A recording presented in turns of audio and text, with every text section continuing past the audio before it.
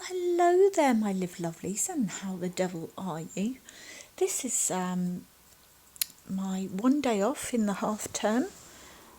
So I'm doing some voiceovers, and I've just poured, and I've got some really exciting stuff to show you and tell you. I can't wait to get it in front of you. Anyway, okay, focus, Chantal. Focus. I'm making some opal inspired a trinket dish and some little mini pots today. I've become a little bit obsessed since my collaboration with Edna Varga, and if you haven't checked her out, she's amazing. Check out her channel. But ever since we did the collaboration with making opal stuff, I just can't stop. So yeah, we'll just go with this for a while. I will try and show you some other stuff, but so you've got 2-in-1 today, and I did do some other pendants as well. I might do just a quick demold of that. Anyway, so the trick with this is not to get the mixture too opaque. So I've got pigment pastes here that I got from Jade at Resin Supplies Den, and I have made it a little bit too thick. So, and this is, sorry about the focus, it won't seem to focus. This is glitter from Yvonne at Resin Supplies Den. I don't know what it is, but it's blimmin' gorgeous. It's just this iridescent kind of, I'm not sure if they're hexagonal kind of shapes. Anyway, they're absolutely beautiful. And they just show up like a treat. So I'm just really just chucking anything iridescent that I can get my hands on. Those are the Mylar flakes. And chucking them in the mixture and stirring it up, really. So, as I said, we're doing a couple of bits today. One is a heart-shaped trinket dish, which I will be getting out any minute. Oh no, I'm chucking in yet more iridescent stuff. God. I mean, Yvonne always says that, you know, more is more, really, where it comes to glitter. Just and I would agree. So yeah, just chucking a load more in because I think I've made it too opaque. And then eventually I will be getting out a trinket dish bowl. It's heart-shaped, and it is the first time that I have used it. So I really didn't know how it was going to come out, and I was a bit worried that, you know, the resin wouldn't get all the way down to the bottom. And I have to say that Helga the Hottie is going to make an appearance, and this is the entrance music. Da da da da da da. I've done it, Claire. I've done your entrance music. If anyone else has any suggestions for entrance music for Helga the Hottie, then please let me know. It's a really easy way to completely and utterly humiliate me, although I do a very good job of that myself, and I have no shame. So, yeah. Anyway, yes, so for those of you who have just joined me, yes, I have named my heat gun, and yes, she does have entrance music. Sorry, right, back to the pour.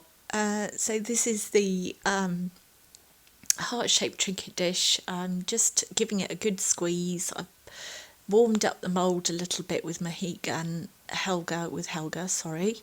And then I think I put a little bit of alcohol in there, spritzed a bit of that in there to reduce the likelihood of bubbles. And that's really it. Gave it a little bit of a squeeze. Probably gave it another spray off camera. And then here are the absolutely blinking adorable little pots that I got from Dennis from Resin Supplies Den Facebook group. Please do go tell them I say hi, and you could get literally all of your resin supplies needs fulfilled there. They're a really lovely lot, very friendly, and very happy to help anyone. And I think they're just lovely. I don't get a kickback from them. They occasionally ask me to test a few things, but and send me them for free. But other than that, they do very well out of me, put it that way, because I'm totally addicted. Yeah, so it's really sort of the same deal again and again, chucking a little bit of isopropyl alcohol in there to try and reduce the likelihood of bubbles, give them a little bit of a squeeze while they're not too full to get the bubbles out, and then give them another spray. Really, there's not really a lot more to do. In my own inimitable fashion, messy craft of fashion, I've managed to get pigment on the side, so that's what I was dabbing earlier on. Yeah, so that's about it really. I mean, they're so dead easy. When you do demould, you do have to be a little bit careful though, because they are a bit sharp, but I think I talk you through that, and it's good to kind of loosen around the edges first before you try to demould.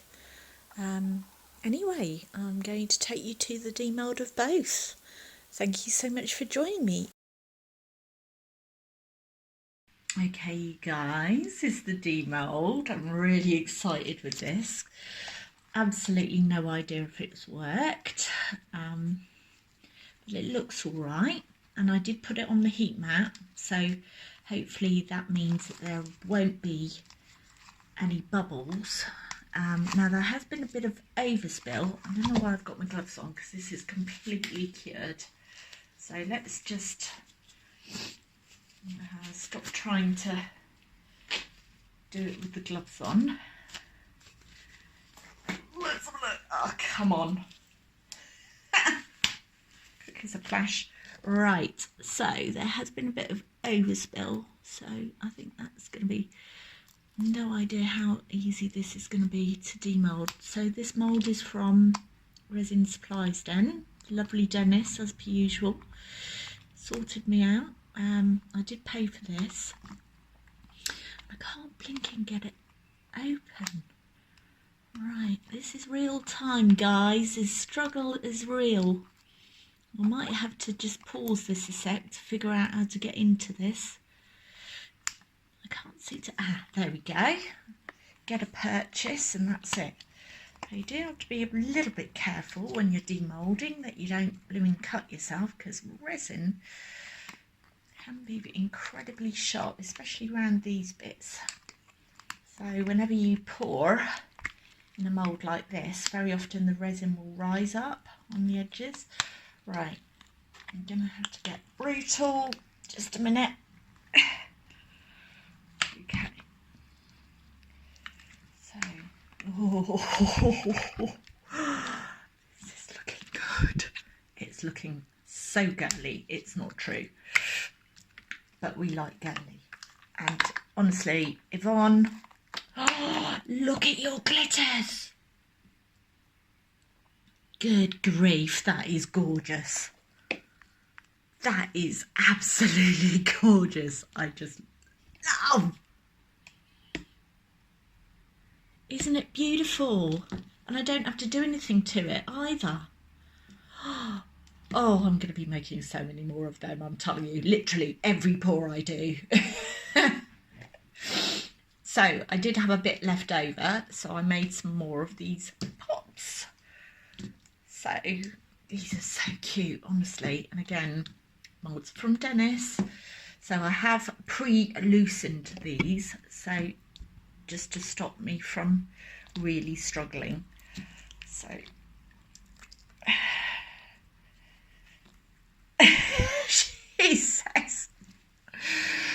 So I'm just going to demold one, and then I will pause you and demold the rest and show you all of them. But I just had this idea for these. Look at these. Oh, they are so cute. Sorry, I don't know why it's looking a bit purple. There is some purple colouring, but it's not that sort of bright. But aren't they just beautiful? So I was thinking these could be little earring pots or something for you to display them. But I think I'm going to have to keep that and these. So, oh my goodness, they're just so beautiful. Aren't they cute? God, I could look at these for hours, you know. But I won't, because, you know, that would be boring. Anyway, I'm just going to pause you and get these two babies out. What do you think, ladies? So these are my latest. Pretty, huh? Little earring pots, maybe. Trinket tray. Beautiful, hey? Hello again. So I just thought I would show you these little pots as well, which I made out of the first lot of leftovers when I made the opal pendants the first time. And they've just got mylar flakes and a bit of white pigment in. So the trick is, I think I wouldn't make them quite so opaque next time. That's the problem with pigment paints. It's really difficult to actually get them just right because they are so pigmented. So yes, I've actually cut out some of the demoulding because it was going on for a while, and enjoy the photos of what I did with them. Thank you. Up for a cheeky demold? Of course you are. Oh my goodness. Oh. Wow.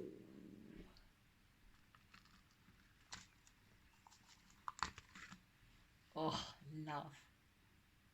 Absolutely love. And they're so glossy.